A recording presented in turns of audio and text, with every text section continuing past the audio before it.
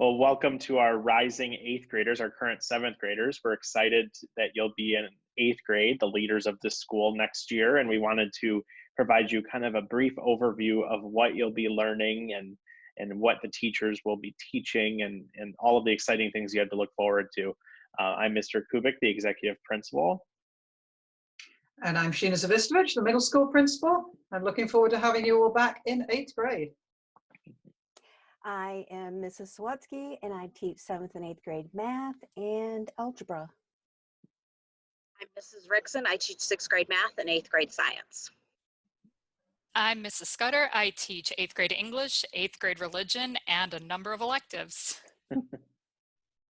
Well, great. Thank you all so much for being here today. I'm sure that our students are excited to hear about their eighth grade year and all the things that they'll get to learn. Can we just go around and talk a little bit about what you teach and what the kids will learn in your classes? And if we can start with Mrs. Sawatsky.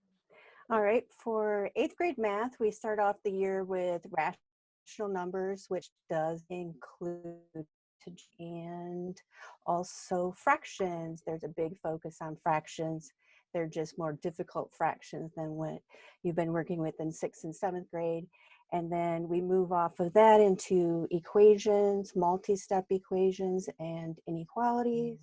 We do linear functions, nonlinear functions. There's a whole bunch crammed in there. And we also do a little bit of geometry with transformations in volume and surface area, all to get us ready for high school. And can you talk a little bit about the algebra class as well, Mrs. Sawatsky? Sure. Algebra class, it has a similar format as the 8th grade math class, except we go a lot faster and more in depth, and we don't have the geometry or probability that the 8th grade math would have. And it is run like a high school class. So the workload is commensurate with that. I don't know how much detail you want me to go into on that. That's okay. It's important just to know that the algebra class is a high school class, and the exams that are done are the high school exams and done on the high school schedule. So that does have an impact on people that are doing algebra. Great, thank you. Mrs. Rickson? So 8th grade science focuses primarily on biology. We start off the year with microbiology, focusing on cells and heredity. We look at plant and animal cells, prokaryotic cells, eukaryotic cells. We get into heredity with genetics. The second half of the year, we move into the human body. We learn about all the different body systems and how they work together. And then we wrap up the year with human health, focusing on our immune system and infectious diseases. Great. And Mrs. Scudder? Okay, well, 8th grade English, there's all sorts of different components that factor into it, but we do primarily focus on various genres of writing and literature. There are also some components of grammar in there as well. Students will also develop and strengthen skills within research. We do focus a lot on research skills and applying those skills to different pieces of writing, and they'll also expand on skills within analyzing literature as well. Great. And I know you teach 8th grade religion as well, Mrs. Scudder. Can you talk a little bit about 8th grade religion? And so does Mrs. Zavistovich. So I don't know if the two of you want to. Oh, all three of you do. I'm sorry. So yeah. So if you could talk a little bit about 8th grade religion, that'd be great. Okay, well, 8th grade religion, one of the greatest things with the 8th grade religion is the fact that we are focusing on the sacrament of confirmation. And there is a lot involved within the church history of the Catholic Church as well. Great. Okay. What would you say are some of the biggest highlights of the year for the 8th graders? Well, obviously the biggest highlight would be the Washington, D.C. trip. Which is a major one, and it does happen every year in May. And there will be an invitation going out fairly soon for our current 7th graders who are coming into 8th grade to sign up for that trip. It is a week-long trip, Monday through Friday.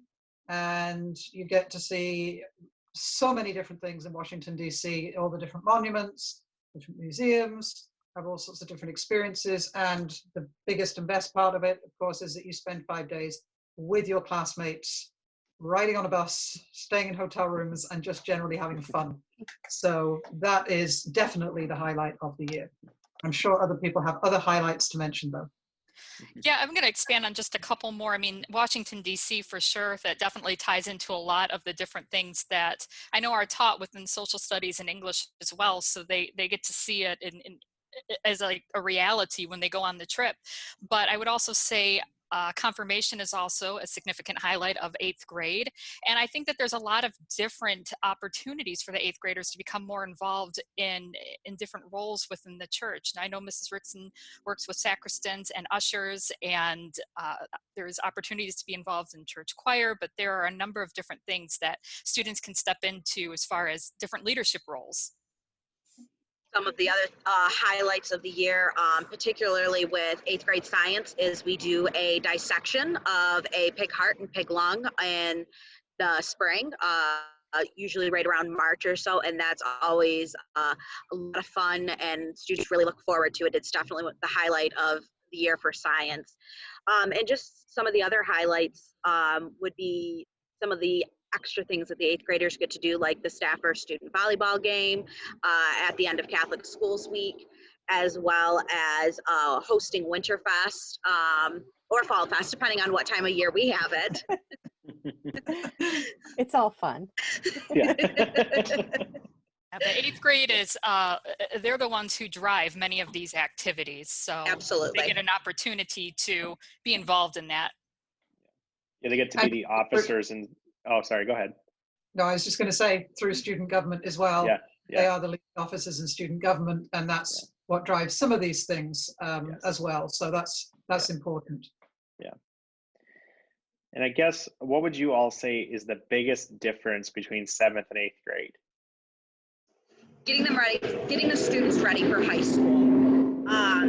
My goal, I teach the 6th graders as well. So for me, it's a drastic difference when they're coming in as 6th graders to when they're leaving me at the end of 8th grade, but really getting them ready and prepared to head into high school.